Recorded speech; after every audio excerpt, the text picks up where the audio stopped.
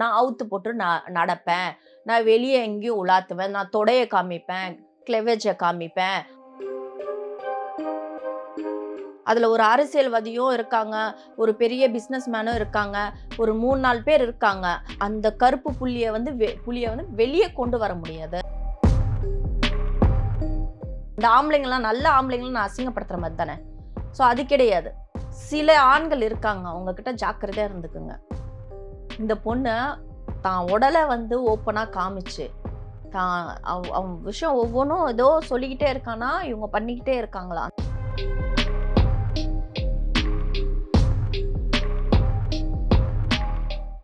இந்த மாதிரி அட்ஜஸ்ட்மெண்ட் கேட்கறாங்க, நம்ம ஏதோ ஒரு வழியில நம்ம நின்னு கொடுக்குறோங்கிற மாதிரி பேசும்போது, இப்போ இந்த சைடு இந்த மாதிரி ஃபேக் அப் ஸ்ருதியோடதுன்னு சொல்லப்படுற ஒரு வீடியோ வெளியே ஆகுது. உண்மையா இல்லையா நமக்கு தெரியாது. ஸோ எதுக்காக இப்ப ஸ்ருதியை டார்கெட் பண்ணணும்?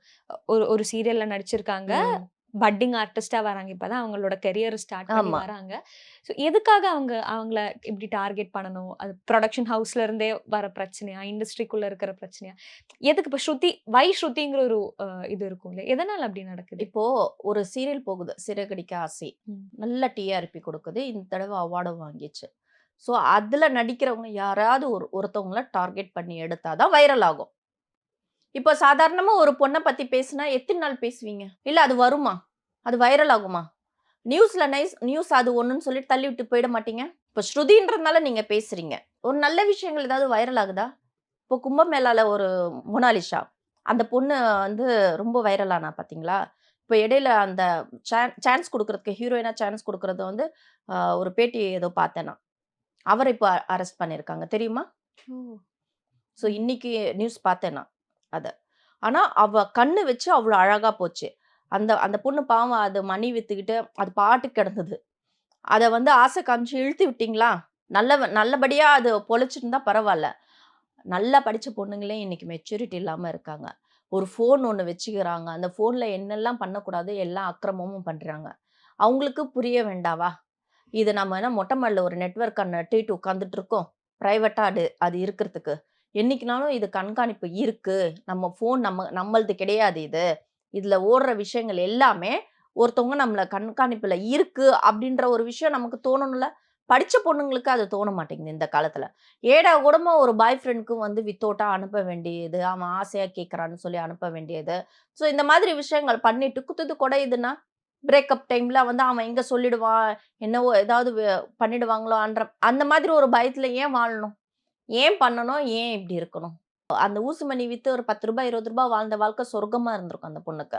இன்னைக்கு லட்சம் கணக்கா, 1000 கணக்குல அந்த நெக்லஸ் அது இது மாட்டிக்கிட்டு, அவ அவ அவ ஷாப் ஓப்பனிங்ல இருந்து, ஸ்டேஜ்ல இருந்து பேசுறதுல இருந்து, எல்லா விஷயமும் ஒரு ஃபெசிலிட்டி பண்ணி குடுக்கும்போது, அந்த பொண்ணுக்கு ஒரு ஆசை எக்ஸ்ட்ரீம் லெவல்ல போயிடுச்சு. என்ன வேணாலும் பண்ணிக்கலாம். நம்ம செட்டில்ட் ஆகணும். நம்ம ஃபேமிலி கஷ்டப்படுறவங்க எல்லாரையும் நாம தூக்கி நிலநாட்டணும் அப்படின்ற மாதிரி. இன்னைக்கு ஸ்ருதி யாருன்னு தெரியாது. இந்த வீடியோ கால்ல தானே தெரிஞ்சது எல்லாருக்குமே. இது வந்து ஒரு பிசினஸா ஒரு சில விஷயங்கள் பண்ணியிருக்கலான்ட்டு ஒரு சில பேர் பேசுறாங்க. அந்த பொண்ணுக்கு தெரியாமல்லாம் எல்லாம் கிடையாதுங்க. தெரிஞ்சதான் அது வெளிய கொண்டு வந்த வீடியோ இதெல்லாம். அப்படின்னு சில பேர் வந்து உட்கார்ந்து பேசினது நம்மளும் கேட்டோம். அது எப்படி ஒருத்தியோட மானத்த வந்து விப்பா? அப்படியே வித்தாலும் உலகமே அவ உடம்ப பார்க்குற மாதிரியா விப்பா? 4 செவுத்துக்குள்ள தானே சில விஷயங்கள் பண்ணுவாங்க. உலகமே பார்க்குற மாதிரியா ஒரு பொண்ணு பண்ணுவா? அந்த அளவுக்கு மோசமா போயிடுச்சு. பெண்களோட மானம், மரியாதை எல்லாமே. இப்படி இப்படி மனசாட்சியே இல்லாம கொண்டு வந்தானே அந்த ஆளு. அந்த ஆள யாராவது கேள்வி கேட்டீங்களா? அந்த ஆள புடிக்க முடியுதா முதல்ல? புடிக்க முடியல இதுவரைக்கும். யார் என்ன பண்ணான்றது. ஆனா கண்டிப்பா சொல்றேன், இந்த வைரல் ஆனதுக்கு அந்த ஆள புடிக்கணும். புடிச்சு வச்சாதான், இனி வர காலத்துல இந்த பொண்ண வந்து இந்த மாதிரி ஒரு அபியூஸ் நடக்காது. இதுவும் ஒரு விதமான அபியூஸ் தானே. அவ வந்து ஏஐ இல்லன்னா கூட நிஜமாவே இருக்கட்டுமே. உனக்கு காமிச்சால்ல, அத நீ எப்படி வெளிய கொண்டு வரலாம்? உன்ன நம்பி தானே ஒரு விஷயம் பண்ணா. அத நீ பொம்பளையாட்டும் நீ வந்து ஒரு விஷயம் பண்ணியிருக்கியே. நீ ஆம்பளையா? எதிர்ல நீ பேசுறியே. அது கம்பீரமா அந்த வாய்ஸ் வச்சு என்ன யூஸ்? அம்மா வயித்துல தானே பொறந்த. சாக்கடைல ஒரு புழுவா நீ வரலையே. ஏன் இந்த மாதிரி பண்ணன்றது தான் எனக்கு கோவம். அந்த பொண்ணு பேசுறத விட்டுட்டு, யார் பேசுனா அந்த ஆளு? அந்த ஆள புடிக்கணும். அதே யாரும் அங்க ட்ரை பண்ண மாட்டேங்கிறாங்க. இன்கேஸ் அப்படி அப்படி இந்த ஒரு பேர் நெறைய பேர் இருப்பாங்கல்ல, இந்த மாதிரி ம். பண்றவங்க. ஸோ அவங்கலாம் எப்படி அவங்கள ஏன்னா அவங்கள ரீச் பண்றதுக்கான எந்த விதமும் இல்ல. இன்கேஸ் ரீச் பண்ணாலும், அது வெளிய வர விடாத மாதிரி நெறைய பண்றாங்க இல்லையா? ஸோ அது வெளிய வரதுக்கு அவங்க பேரு வெளிய வரதுக்கு என்ன பண்ணலாம்? போலீஸ் டிபார்ட்மெண்ட் தான். அவங்க தான் பார்க்கணும் இதெல்லாம். அந்த சித்ரா இறந்தது. அது ஏன் வந்து இன்னும் வெளிய வரல? என்ன ஜட்ஜ்மென்ட்டு? கடைசில சூசைட். அதுக்கு சம்மந்தப்பட்டவன் வெளிய. ஆனா, அந்த பொண்ணு இறந்தா, அந்த பொண்ணு இறந்ததுக்கான அவங்க அப்பா நெனச்சு நெனச்சு அழுதி, அவரு அந்த டிபார்ட்மெண்ட்ல இருந்து அவர எதுவும் பண்ண முடியலன்னு டிப்ரஷன் ஆகி, அவரும் ஒரு கட்டத்துல அவரும் அதே டிசம்பர் மாசத்துல இறந்தாரு. ஸோ இதுக்கு ஒரு டாட் கிடைச்சதா? இதெல்லாம் நான் ஏன் சொல்ல வரேன் அப்டின்னா, பொண்ணுங்களா நாம தான் ஜாக்கிரதையா இருக்கணும். எந்த இடத்துல நாம வந்து சுதந்திரம் கிடைச்சிருச்சு, பெண் ம். சுதந்திரம், ஆடை சுதந்திரம், நான் அவுத்து போட்டு நடப்பேன். நான் வெளிய எங்கேயும் உலாத்துவேன். நான் தொடைய காமிப்பேன், கிளெவேஜ காமிப்பேன். ஆனா, எவனும் என்னைய பார்க்கக்கூடாது, சீண்டக்கூடாது, என்னையும் கிண்டல் பண்ணக்கூடாது. ஏன்னா, இது சுதந்திர நாடு. இது ஆடை சுதந்திரம் கொடுத்த ஒரு பெண்ணுக்கான நாடு. இதுல வந்து பெண்கள் எதுல வேணாலும் இது பண்ணலாம். சரிக்கு சமம் இப்படிலாம் வாய்க்கு வந்தபடி போட்டுக்கிட்டு நீங்க சுத்துங்க. ஆனா, அந்த இடத்துல உங்களுக்கு ஒரு பிரச்சனைன்னு வந்துச்சுன்னா, உங்கள மட்டும் பாதிக்காது. உங்க குடும்பத்த எல்லாத்தையும் பாதிக்கும். இன்னைக்கு சித்ரா சாகும்போது எல்லாருக்கும் பாதிச்சது. அவங்க குடும்பத்துல மெயினா அவங்க அப்பா, அம்மாக்கு பாதிச்சது. எல்லாரும் அவங்கவங்க கடந்து போயிட்டாங்க. சித்ரா இறப்புக்கு ஐயோ! அப்பான்னாங்க, ரிப்பு போட்டாங்க, அழுதாங்க. அவ்வளதான் முடிஞ்சிருச்சு. ஒரு 2 நாள் அந்த 3வது நாள் அவங்கவங்க ஃபேமிலி இன்கம்க்காக ஓடிட்டு இருக்காங்க. அவங்க வீட்டுக்குள்ள தான் ஒப்பாரி வச்சுட்டு இருந்தாங்க. இன்னி வரைக்கும் அவங்க வீட்ல இன்னொன்னு சாவு விழுந்திருக்கு. இன்னொன்னு சாவு என்னைக்கு விழும்னு தெரியாது. அந்த அளவுக்கு சோகம். சோ இதுலருந்து நமக்கு என்ன தெரியும்? தெரியுது. பொண்ணுங்களா நாம தான் உஷாரா இருக்கணும். இப்போ நம்ம சித்ரா பத்தி பேசும்போது கூட, அ இந்த மாதிரி விஷயம் அவங்களுக்கும் நடந்திருக்கு. இந்த செக்ஷுவல் ஹராஸ்மென்ட்ங்கிறது ம். அவங்களுக்கும் நடந்திருக்குங்கிற மாதிரி ஒரு பேச்சு இருக்குதா. பேச்சு வந்ததுதான். அதிலயே அரசியல்வாதி நக்கீரன் அவரு வந்து அ ஒரு ஒரு சில விஷயங்கள் ரிவீல் பண்ணாங்க. அதுல ஒரு அரசியல்வாதியும் இருக்காங்க. ஒரு பெரிய பிசினஸ் மேனும் இருக்காங்க. ஒரு 3, 4 பேர் இருக்காங்க. அந்த அந்த வந்து அந்த அந்த கருப்பு புள்ளிய வந்து வெளிய கொண்டு வர முடியாது. அந்த அவங்க யாருன்றது வெளிய கொண்டு வராத அளவுக்கு அவங்க செல்வாக்குலயும் சரி, அரசியலும் சரி எல்லாத்துலயும் அவங்க முன்னோக்கி இருக்காங்க. பெரிய ஆளா இருக்காங்க. அந்த ஆட்கள வந்து கொண்டு வர முடியாத சூழ்நிலை. ஒரு ஃபர்ஸ்ட்டு அந்த சித்ராவோட ஹஸ்பண்ட் வந்து வெளிய வந்துட்டு, அவர் உளறுன சில விஷயங்கள் நீங்க ரீவைண்ட் பண்ணி பார்த்தீங்கன்னா தெரியும். அதுல அவர் சொன்னாரு, "என் உயிருக்கு பாதுகாப்பு இல்ல. அப்போ அ தெரிஞ்சுக்குங்க, இதுக்கு பின்னாடி அவ சாவுக்கு பின்னாடி சில பேர் இருக்காங்க. 2, 3 பேர் இருக்காங்க. நான் சொல்ல முடியாதுங்க. என் உயிருக்கு பாதுகாப்பு இல்லங்க. குடுத்தீங்கன்னா நான் சொல்லுவேங்க." அப்படின்ற மாரி தான் சொன்னாரு. அதுக்கப்புறமா தான் கொஞ்ச நாள் கழிச்சு, அப்படியே பேச்சு மாத்துனாரு. பல்டி அடிச்சாரு. அப்போ என்ன பேசினாரு அவரு? அவ சித்ரா வந்து கேஷுவலா தான் வந்தா, கேஷுவலா தான் பேசினா, எப்பவும் போல தான் சிரிச்சுட்டு பேசிட்டு இருந்தா. குளிக்க போறா. எப்பவுமே அவ ஷூட்டிங் முடிச்சுட்டு வந்தா குளிப்பாங்க. குளிச்சுட்டு ரெஃப்ரெஷ் ஆகி தாங்க வந்து பேசுவா. அது மாரி நெனச்சு அவ குளிக்க போறான்னு நெனச்சுட்டு நான் தம் அடிச்சுட்டு நான் வெளிய நின்னுட்டு இருந்தேங்க. சடனா வந்து ஒரு சவுண்டு. உள்ள போய் பார்த்தா லாக்கு. நான் அங்க போய் ஓடி போய் நான் சாவி வாங்கிட்டு வந்து தொறந்து பார்த்தா தொங்கிட்டு இருக்கா. இந்த கத தான் பேசுனாரு. இதே பல்டி அடிச்சாரு. இல்லங்க ஒரு மாதிரி வந்தாரு இன்னொரு இன்டர்வியூல. ஒரு மாதிரி வந்தாங்க. அவளுக்கு வந்து கொஞ்சம் பெர்சனலா ஒரு சில விஷயங்கள் இந்த சொசைட்டி மூலியமா அவளுக்கு ஒரு இது இருக்கா, டென்ஷன் இருக்கு. அந்த ஒரு டிஸ்டர்பன்ஸ் இருக்கா, அது வெளிய சொல்ல முடியாதுங்க.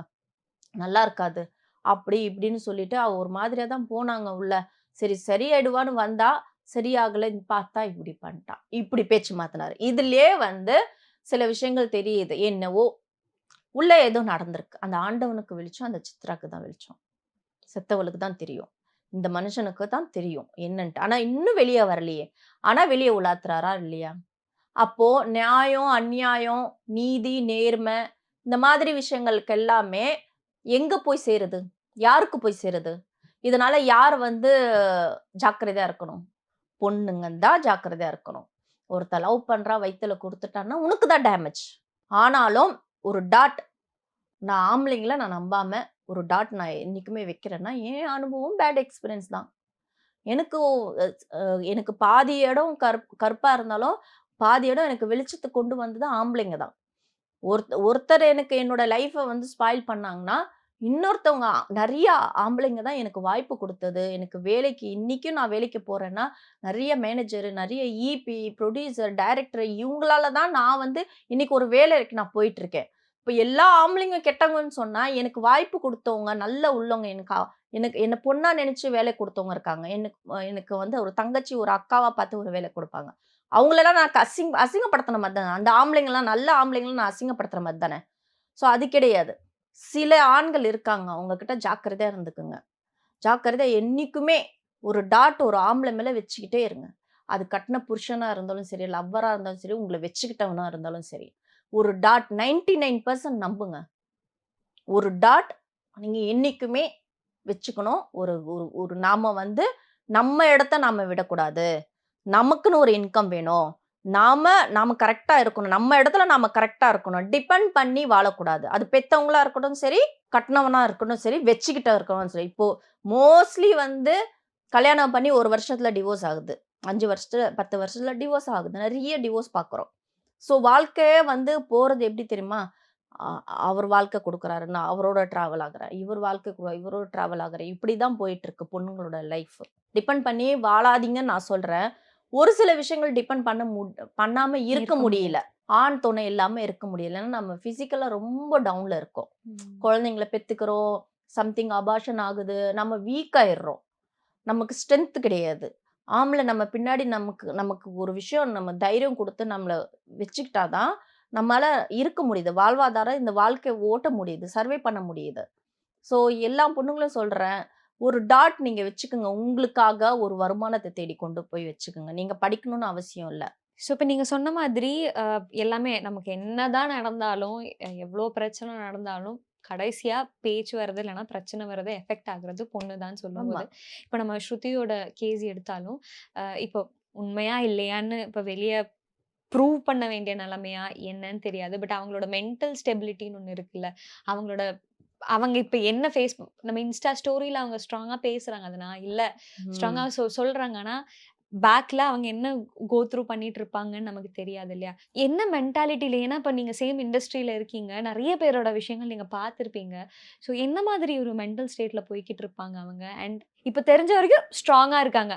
ஷி இஸ் வெரி ஸ்ட்ராங் எல்லா ஆஸ்பெக்ட்லயும். அவங்க அவங்க தப்பு பண்ணலன்னு தெரியறதுனால அவங்க ஸ்ட்ராங்கா இருக்காங்கன்னு நமக்கு வெளிய ஒரு இது இருக்கு இல்லையா? பட் பேக்ல அந்த அந்த ஒரு இருக்க தான் செய்யும். எமோஷனல் ஆமா. சைடு. கண்டிப்பா எஸ். இருக்கும் இல்லையா? அவங்க சும்மா வெளிப்படையா காமிச்சுக்கிறாங்க. ஸ்டோரி போட்டுட்டு. ம். நான் ஸ்ட்ராங்கா தான் இருக்கேன். உங்களுக்கெல்லாம் அறிவில்ல. ஏன் இப்படி பண்றீங்கன்றது ஸ்டோரி போடுறாங்க. ஆனா, எனக்குமே ஒரு சின்ன விஷயம் தான். ஒரு செக்மெண்ட் போட்டு ஒரு பிராங்க்ன்னு பண்ணி, அதுல எனக்கு ரிவெஞ்ச் பண்ணி, அந்த ஆர்டிஸ்ட் எனக்கு தேவையில்லாத அன்வான்டடா ஒரு விஷயம் பேச வச்சு, என்ன வந்து எமோஷனல் படுத்துனாங்க. அதுவே எனக்கு 2 வீக்ஸா மண்ட போட்டு வெடிச்சுக்கிட்டே இருந்தது. ம். ஏன் இவங்களுக்கு நான் நல்லது தானே பண்ணேன். பெர்சனலாவும் நல்லது பண்ணேன். அஃபிஷியலாவும் வந்து அந்த அந்த டே வந்தாங்கன்னா, உங்களுக்கு ஒரு பேமெண்ட் வரும்னு நான் தான் ரெஃபரும் பண்ணேன். நல்லது நெனச்சு, நல்லது பண்ணவளுக்கு இப்படி ரிவெஞ்ச் எடுத்திருக்காங்களே இவங்க. அப்படிப்பட்ட உலகமா இது? இதுக்கு மேல வைரல் ஆகி, அதுல கமெண்ட்ல என்ன கழுவி கழுவி அவ்ளோ அசிங்கமா பேசுனாங்க. "இவளது என்னைக்கு வரப்போது தெர்ல. நாங்கலாம் வெயிட் பண்ணிட்டு இருக்கோம். இவள பத்தி வெளிய வர்றது. நீங்க வந்து உங்க மூலியமா வரும்பான்னு நாங்க வெயிட் பண்றோம். ஷாக், ராக்" அப்படி இப்படின்னு சொல்லிட்டு ஏதேதோ கமெண்ட் போட்டாங்க. போடும்போது என்னால ஆக்டிங்ன்னு போயிட்டேன்னா வச்சுங்களேன், எதுவுமே நான் வச்சுக்க மாட்டேன் மனசுல. நான் அந்த அந்த ரோல் ப்ளே பண்றதுல தான் நான் இதுவா இருப்பேன். ஃபோக்கஸ்டா இருப்பேன். ஆனா அந்த கமெண்ட் நான் எடுக்கும்போது YouTube ஓப்பன் பண்ணும்போது நான் தான் வரேன். அந்த அந்த வீடியோ தான் வைரல் ஆயிட்டு இருக்கு. கமெண்ட்ல அப்படி பேசிட்டு இருக்காங்க. ஸோ என் மனநிலைமை அப்படி இருந்தது. நான் அவ்ளோ தைரியசாலி. நான் ஒருத்தவங்களுக்குன்னா நான் போய் நிக்கிற ஆளு. ஆனா எனக்கே ஒரு மாதிரி மனசு எதுவுமே இல்ல அதுல. அந்த பேச்சுவார்த்தை தான், ஆர்குமென்ட் தான். அதுவே எனக்கு அப்படி மைண்ட் டிப்ரஷன் ஆச்சு. இந்த பொண்ணு தான் உடல வந்து ஓப்பனா காமிச்சு, தான் அவன் விஷயம் ஒவ்வொன்னும் ஏதோ சொல்லிக்கிட்டே இருக்கானா, இவங்க பண்ணிக்கிட்டே இருக்காங்களாம். அந்த கமெண்ட் படிக்கும்போது தான் தெரிஞ்சது என்ன நடந்தது அப்டின்ட்டு. ஸோ ஒவ்வொரு விஷயமா பண்ணா. அதுவும் சில டேஷ்லாம் எப்டி எப்டி கமெண்ட். "ப்பா! நீ அந்த சீன்ல அப்டி பண்ண பாத்தியா? அங்க நிக்கிற நீ இப்டி நிக்கிறன்னு" அவ்ளோ அசிங்கமா பேசுனானுங்க. அது இப்டி பேசுறதுல அவங்களுக்கு எப்டி மனசு உறுத்த மாட்டேங்குதா? இல்ல என்ன? இல்ல உங்க சக்கட தின்னு வளர்ந்த உடம்பா இப்டி பேசுறாங்க? ஒரு பொண்ணாச்சே! அதுக்கு ஒரு வலி, ஒரு வேதனை இருக்கும்.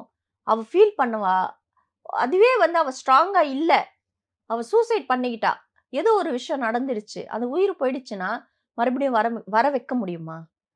அந்த லேபர் வார்டுல போயிட்டு நாம அவ்ளோ கஷ்டப்பட்டு ஒரு குழந்தைய பெத்துக்கும்போது தான், நம்ம அம்மா பத்தி நாம யோசிக்கிறோம். நம்ம அம்மா இந்த வலி தாங்கி தானே நம்மள பெத்தா. அதுக்கப்புறமா தான் எங்க அம்மா மேல அவ்வளோ பாசம் எனக்கு வந்துச்சு. அது வரைக்கும் அம்மா சாதாரண பொண்ணுங்க பண்ற சேட்டை தான் நானும் பண்ணிட்டு இருந்தேன். அப்பா மேல தான் உசுரு.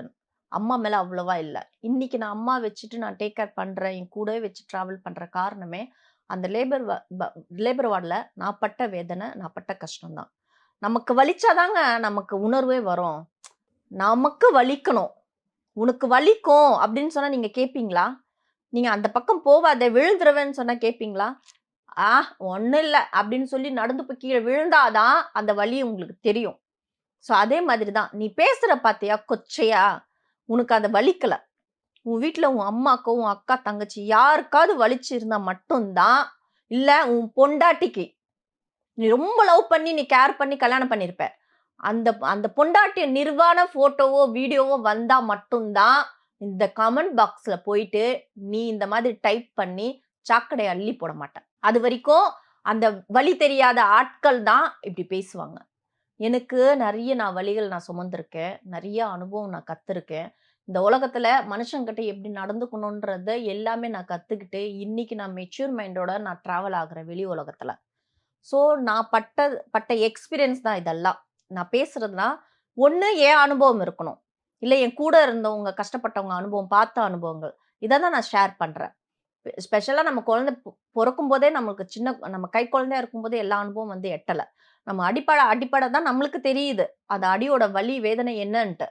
ஸோ இனிமேலாவது அந்த பொண்ண பத்தி பேசுறது நிப்பாட்டி, முடிஞ்ச அளவுக்கு யாராவது அறிவாளியா இருந்து, இந்த சிஸ்டம்ல போய் நோண்டுற ஆளுங்க, ஏஐ பத்தி தெரிஞ்ச ஆளுங்க, யாராவது எவனாவது இருந்தீங்கன்னா, போய் அந்த ஆப்போசிட்காரன் பேசுனான் பார்த்தீங்களா? அவன இழுத்துட்டு வந்து கேமரா முன்னாடி நிக்க வைங்க. ரோடு முன்னாடி வந்து நிக்க வைங்க. இவன் தான் அந்த பொறுக்கி. இவன் தான் அந்த வேலைய பார்த்தவன். டிபார்ட்மெண்ட் தான் பண்ணணும்னு அவசியம் கிடையாதே. டெக்னிக்கலா நெறைய விஷயங்கள் கத்து வச்சிருக்கீங்கல்ல. நெறைய விஞ்ஞானிகள் இருக்க தானே செய்றீங்க. வெட்டியா கமெண்ட்ல மட்டும் அந்த பாக்ஸ்ல வந்து காரி துப்ப தெரிஞ்சவங்க நீங்கலாம், கொஞ்சம் சர்ச் பண்ணி பாருங்க. எப்படி பிடிக்கலான்ட்டு. அந்த ஆள புடிச்சு அவன்லாம் எனக்கு கையில கிடைச்சான்னு வச்சுக்கோங்களேன், பைல்வான்லாம் வந்து வாக்கிங் போகும்போது ரேகா நாயர் புடிச்சு நல்லா குடுத்தாங்க. அந்த மாதிரி ஜந்துலாம் நெறைய பேர் வாழ்ந்துட்டு இருக்காங்க உலகத்துல. எனக்குமே அந்த ஆள பார்த்தோன்னா அப்படி இருக்கும். ஆனா, இந்த மாதிரி ஒரு ஜந்து ஒரு வாய்ஸ் அனுப்பி ரிலீஸ் பண்ணான் பார்த்தீங்களா? அவன பிடிக்கணும். அவனெல்லாம் நீங்க முன்னாடி வந்து கொண்டு வந்து நிப்பாட்டுங்க. தைரியம் இருக்க பொம்பளைங்க நேர்ல வந்து முறுக்கி எடுத்துரும். அவன என்ன பண்ணணுமோ பண்ணிடும். அந்த சட்டம் நம்ம கையில வந்து, "இந்தா நீங்க பண்ணிக்குங்க" அப்படின்னு ஒரு விஷயம் குத்தான்னு வச்சுங்களேன், அந்த ஆள அப்படியே வெளுத்து வாங்கிடணும். அத விட்டுட்டு அந்த பொண்ண அசிங்கப்படுத்தாதீங்க. இனிமேலாவது விட்டுருங்க. ஷூட்டிங்ல போயிட்டு 4 பேர் முன்னாடி அவங்க அவங்க போய் நிக்கணும், நடிக்கணும். நான் வந்து Instagramல ஸ்ருதி நாயருக்கு காட் பிளெஸ் யூ மா அப்படின்னு சொல்லிட்டு அவங்க ஸ்டோரி பார்த்தோன்னே நான் அதுதான் சொல்ல நான் விருப்பப்பட்டேன். அதுதான் நான் சொன்னேன். அதோட அவ்வளோதான். அதுக்கு மேல அவங்கள வந்து பேசுறது சரியில்ல. அதுக்கு மேல நம்ம ஆறுதலா பேசினாலும், அத ரிவைண்ட் பண்ண மாதிரியே ஆயிடும் மைண்ட். பேசிக்கிட்டே இருக்காங்களே இதுவே அப்படின்ற மாதிரி ஒரு மனநிலைமை வந்துரும். மறக்கிறவங்கள நம்ம வந்து ஞாபகப்படுத்துற மாதிரி இருக்கும். ஸோ இத மட்டும் தான் நான் அனுப்பினேன் தவிர, மத்தபடி அந்த பொண்ணுட்ட நான் எதுவும் பேசல. கொஞ்ச நாள் போகட்டும்.